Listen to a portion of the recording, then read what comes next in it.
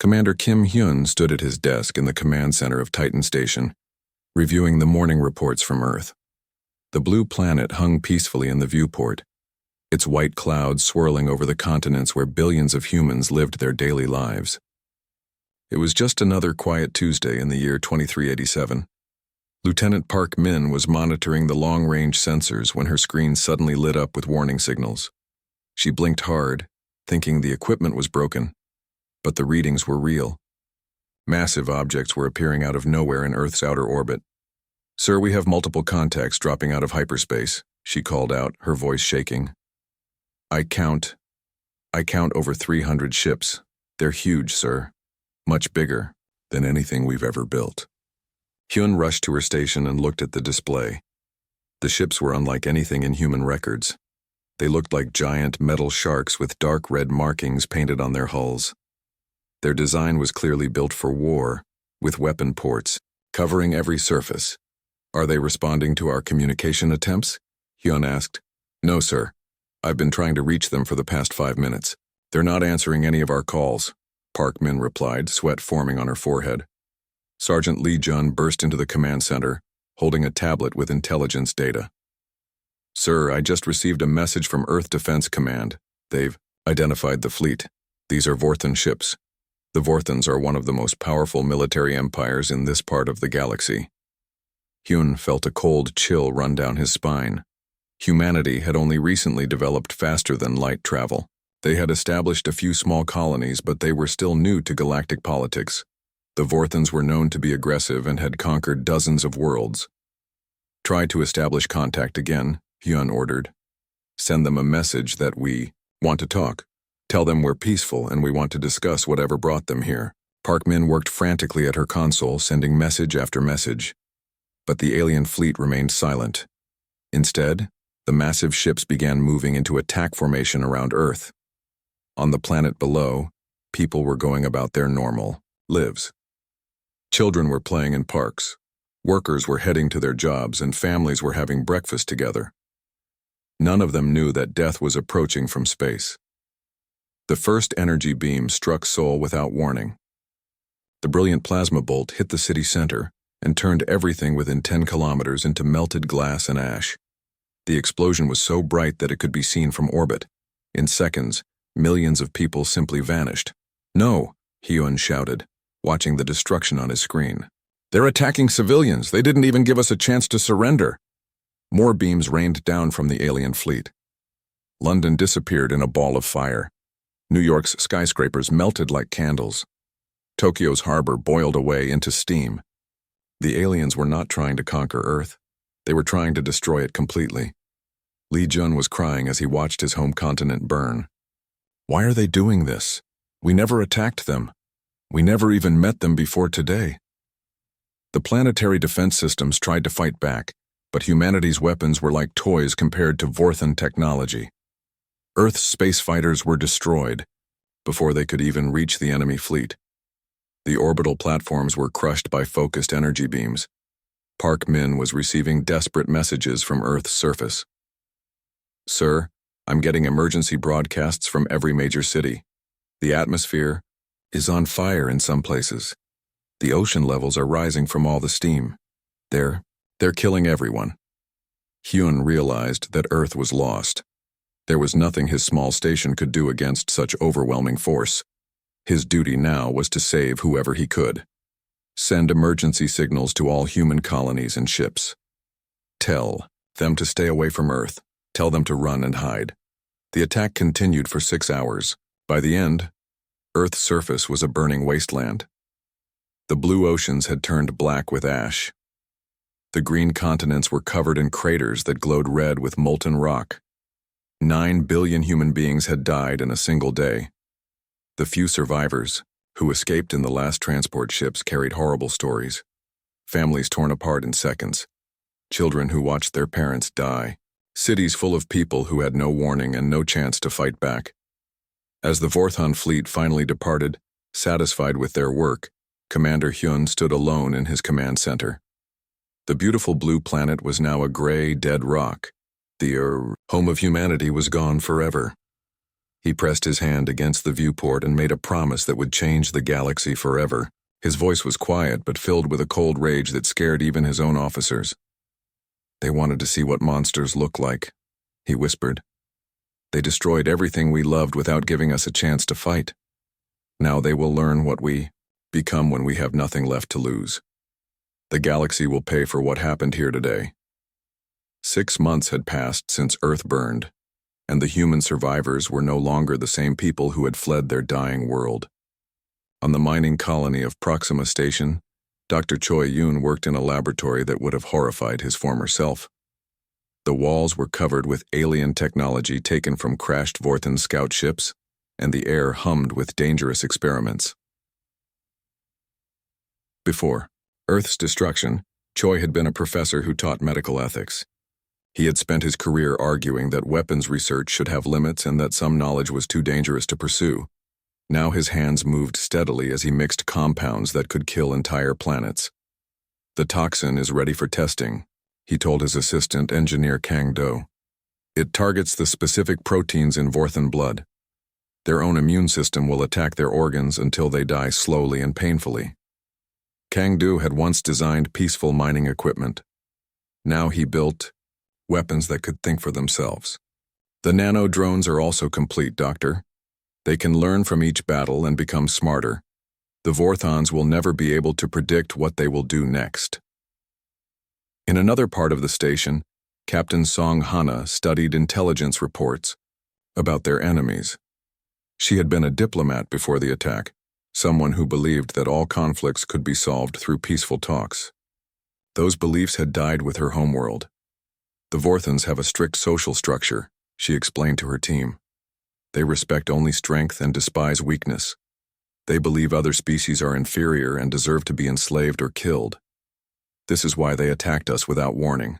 Her assistant, Lieutenant Nam Su, had lost his entire family in the Seoul bombing. "What about their allies? Do other alien species support them?" Song Hana smiled, but it was not a kind expression.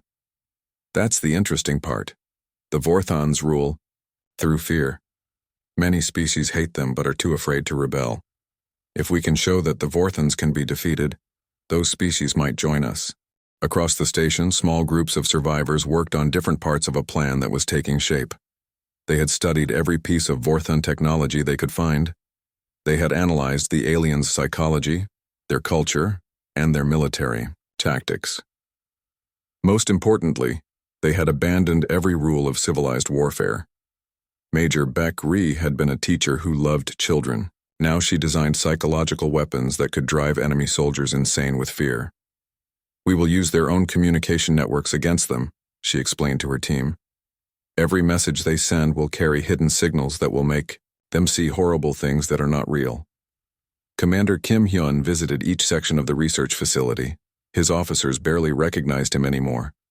The kind leader who had once worried about following proper military procedures was gone. In his place stood someone who thought only about revenge. "How long before we can begin operations?" he asked Dr. Choi. "2 more weeks for the biological weapons. The nano-drones are ready now," Choi replied. "But sir, once we use these weapons, there will be no going back. Other species will see us as monsters." Yun looked out the window at the stars where Earth had once shone. "Good. Let them fear us the way we feared the Vorthans. Fear keeps people alive."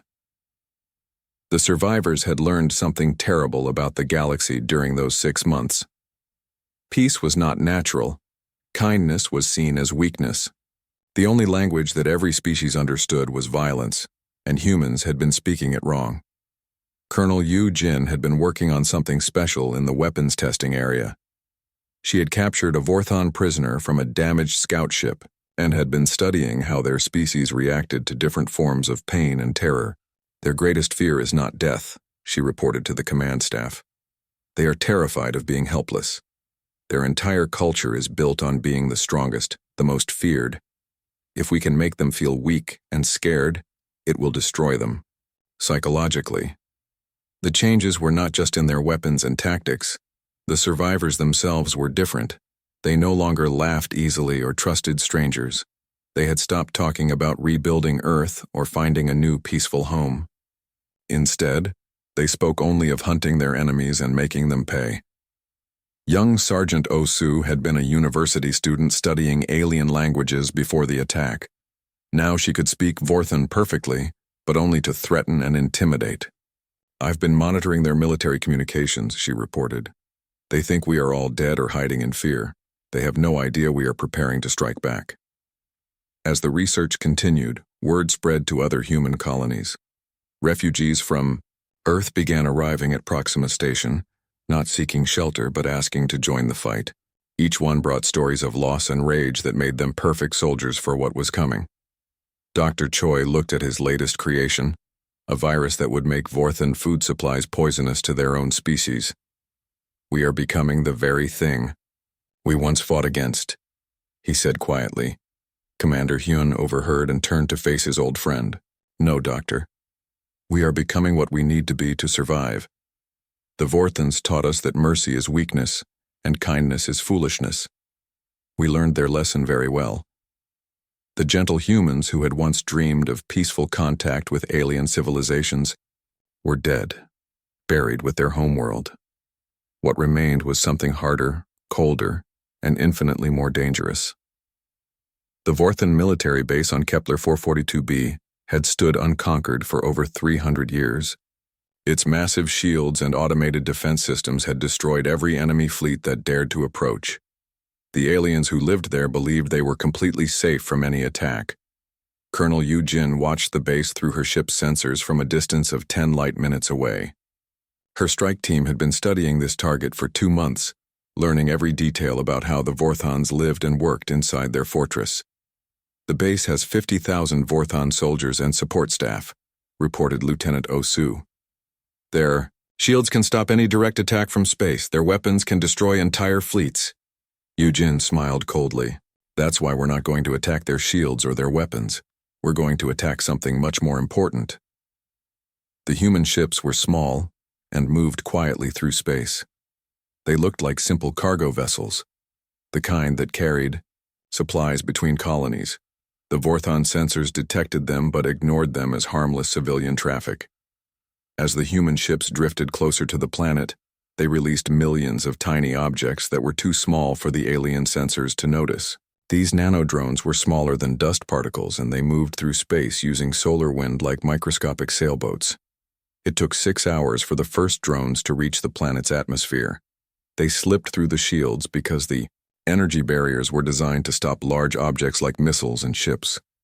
The drones scattered across the planet's surface and began searching for specific targets. Inside the Vorthan base, Commander Zethkar was reviewing daily reports when his communications officer received an unusual message.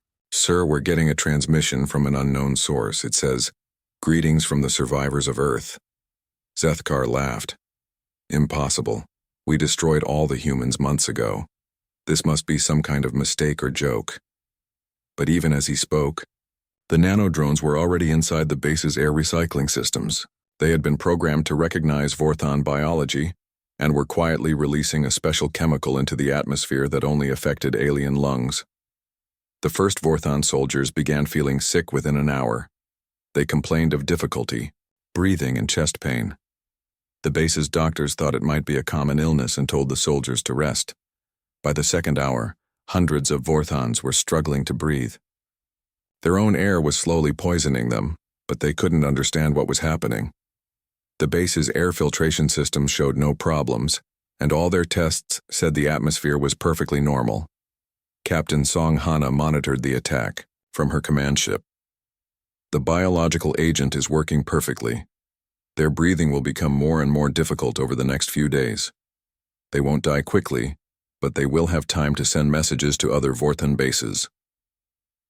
The genius of the human plan was not just to destroy the base, but to create terror throughout the Vorthan Empire. As the soldiers inside the fortress realized they were under attack by an invisible enemy, they began broadcasting desperate calls for help. "This is Kepler Base calling all Vorthan fleets," came the panicked transmission. "We are under attack by unknown weapons. Our soldiers are dying, but we cannot see the enemy. The humans are somehow poisoning our air." Zethkar tried to maintain order, but his own breathing was becoming labored. Seal all sections. Switch to emergency. Air supplies. Find out how they're doing this to us. But it was too late. The nanodrones had spread throughout the entire base. Even worse, some of them had been programmed to self-replicate using materials found in the base's machinery. Every hour, there were more drones and more poison in the air. Major Bakri was monitoring Vorthon communications across the galaxy. Sir, their military networks are filled with panic. 17 different bases are requesting immediate reinforcement. They're calling us the Shadow Death and the Invisible Plague. Other alien civilizations were also listening to the Vorthon distress calls. Species that had feared the Vorthon Empire for centuries were hearing their mighty conquerors scream in terror about enemies they couldn't see or fight. On Kepler 442b, the Vorthon soldiers were becoming desperate. Some tried to escape in ships, but the nanodrones had contaminated their life support systems. Others attempted to destroy their own air recycling equipment, but that only made their situation worse. Commander Zethkar recorded one final message before his breathing became too difficult to continue. To any Vorthon forces receiving this transmission, the humans are not dead. They have become something we do not understand. They fight without honor, without showing themselves, without giving us a chance to surrender. Warn the Empire. Warn everyone, these are not the same creatures we defeated at Earth. The base fell completely within 3 days. Not a single Vorthon survived, but their final messages had already spread across the galaxy. Every alien civilization that received those transmissions learned the same terrifying lesson. Humanity had returned, and they fought like nothing the galaxy had ever seen. Yujin watched the silent base through her sensors. No lights, no movement, no life. Signal the fleet, she ordered. Kepler base is eliminated. Move to the next target. Her ships disappeared into hyperspace, leaving behind only a dead world and the echo of Vorthon screams spreading through alien communication networks across the galaxy. The Vorthon High Command met in their most secure fortress on the planet Nexus Prime.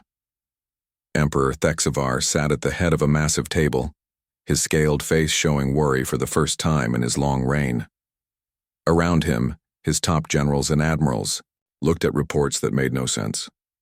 Explain to me how an entire star system can simply disappear, the Emperor demanded, his voice echoing through the chamber. General Korth All, the Empire's military leader, struggled to find words. Your Majesty, the humans have developed weapons we cannot understand. They attack our supply lines, poison our food, and turn our own technology against us. In the past month, we have lost 47 military bases in 6 entire worlds. Admiral Vexthon added, they do not fight like any species we have conquered before. They hide in the shadows, strike without warning, and leave no survivors to tell us how they did it. Our soldiers are terrified to leave their bases. Emperor Thexavar slammed his fist on the table. They are just humans. We destroyed their homeworld. There cannot be many of them left. But even as he spoke, Major Bakri was already inside the fortress. She had arrived 3 days earlier, disguised as a maintenance worker using stolen Vorthon identity codes. Her team had been quietly placing devices throughout the building that would soon turn the Emperor's own palace into a trap. In the communication center, Lieutenant Nam Su was working at a control panel. He had hacked into the fortress's main computer system and was preparing to broadcast a very special message across the entire Vorthon Empire. The psychological warfare program is ready, he whispered into his hidden communicator. When you give the signal, every Vorthon in the galaxy will see their emperors surrender. Admiral Wang Il commanded the human fleet that waited just outside the Nexus Prime star system. His ships were invisible to Vorthon sensors, using technology they had stolen and improved from their enemies.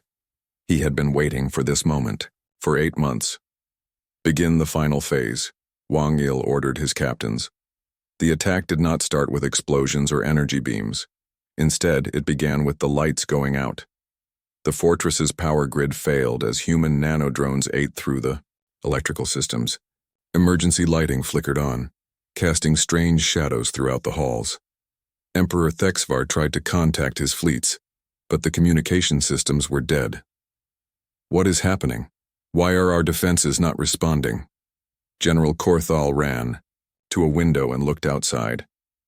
The planetary shield generators were shutting down one by one, their energy fields flickering and dying. Your Majesty, we are defenseless. The humans have somehow disabled everything. That was when the human ships appeared in the sky above Nexus Prime. They had been waiting, invisible, for the perfect moment. Now they moved into position around the planet like hunters surrounding wounded prey. Major Beck Ree stepped out of the shadows in the command center, her weapon pointed at the Vorthan leadership. Behind her, 20 human soldiers emerged from hidden positions throughout the fortress. Your Imperial Majesty, she said in perfect Vorthan language, you have a choice. Surrender now and watch your empire die slowly, or resist and watch it burn quickly. Emperor Thexvar stared at the human female in shock. Impossible. How did you get inside our most secure facility? Beck Ree smiled. The same way your ships got to Earth. We simply decided that your security meant nothing to us.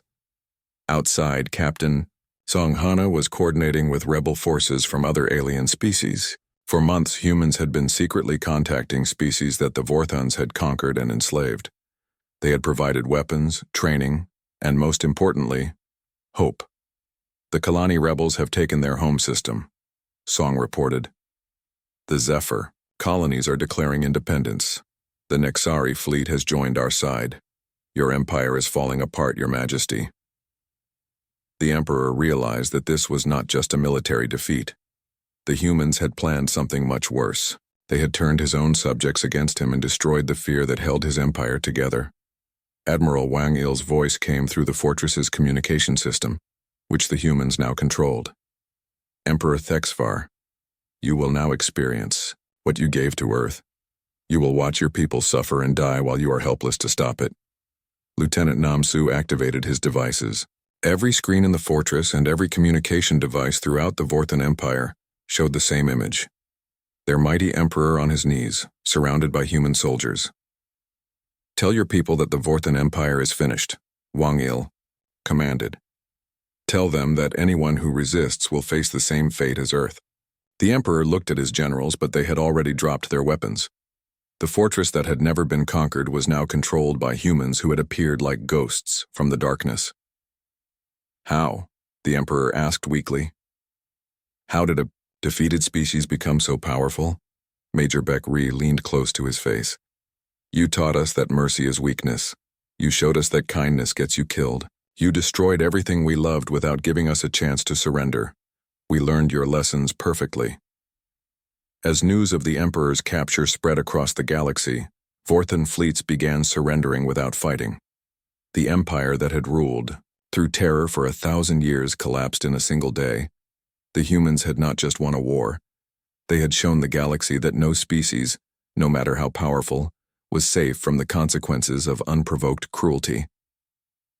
5 years had passed since the fall of the Vorthan Empire, and the galaxy was a very different place. Grand Admiral Kim Hyun stood on the observation deck of his flagship, the Terran Vengeance, looking down at what had once been the Vorthan capital world. Where proud alien cities had once reached toward the stars, human settlements now grew like flowers from the ashes.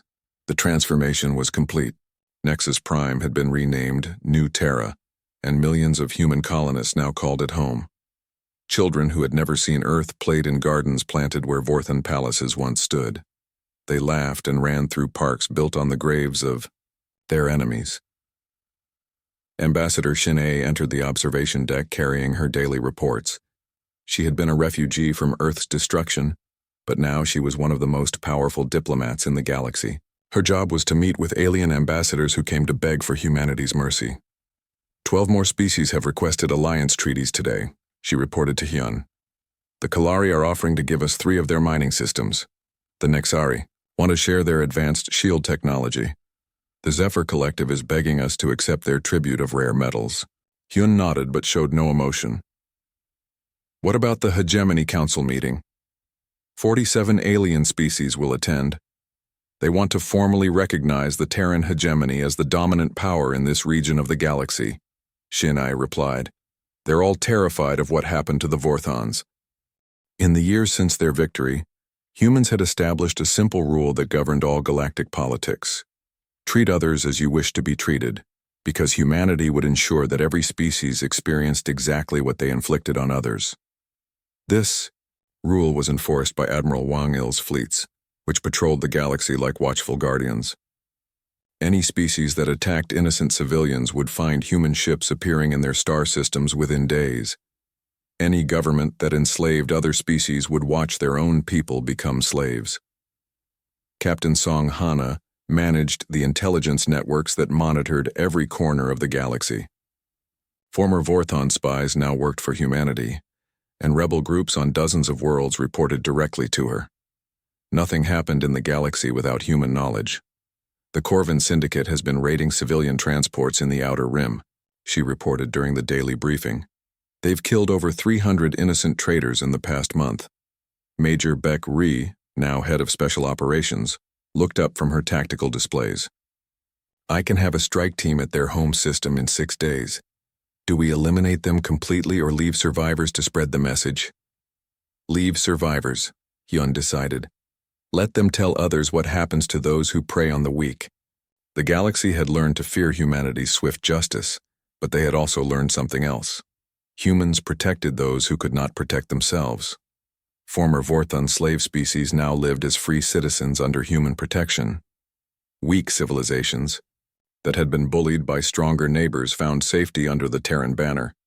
Dr. Choi Yoon, now director of colonial medicine, worked to heal the wounds left by centuries of Vorthon rule. His hospitals treated aliens who had been tortured in Vorthon prisons. His research stations developed cures for diseases that the Vorthons had used as weapons against their enemies. We're making progress with the Kalari refugees, he reported. The psychological damage from 200 years of slavery is severe, but they're beginning to trust us. Colonel Yu Jin commanded the peacekeeping forces that maintained order on former Vorthon worlds. Her soldiers were strict but fair, showing no mercy to those who harmed innocents, but protecting those who sought to rebuild their lives. The transition is going well, she told Hyun. Most of the former slave species are adapting to freedom. They're setting up their own governments and learning to defend themselves. But not everyone in the galaxy was happy with the new order. Some alien civilizations complained that humans were too harsh, too quick to use violence to solve problems. They whispered that humanity had become as cruel as the Vorthons they had defeated. These complaints reached Hyun's ears through his intelligence networks, but he felt no guilt about his people's methods. He remembered Earth burning, remembered the screams of billions of innocent humans who had died without warning or mercy. Let them complain, he told his officers. The galaxy was never peaceful before we took control. The strong always preyed on the weak.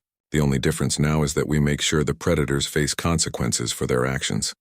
Shin'e brought him reports of a different kind. Sir, there are some interesting developments in the outer galaxies. Long-range scouts report that other regions are watching us carefully. Some seem interested in forming alliances. Others appear to be preparing for possible conflict. Hyun smiled grimly. Good. Let them prepare. Let them understand that humanity is no longer the helpless species that once begged for mercy. We are the guardians of this galaxy now, and we will not allow another Earth to happen to any innocent world. As night fell over New Terra, Hyun walked through the memorial gardens where the names of Earth's 9 billion victims were carved in black stone. Children played nearby, safe and happy in a way that their parents had never been allowed to be. The gentle species that had once dreamed of peaceful contact with alien civilizations was gone forever. In its place stood something harder, more dangerous, but also more protective of the innocent. The galaxy would never again be allowed to forget that cruelty and unprovoked violence carried a price that would be paid in full.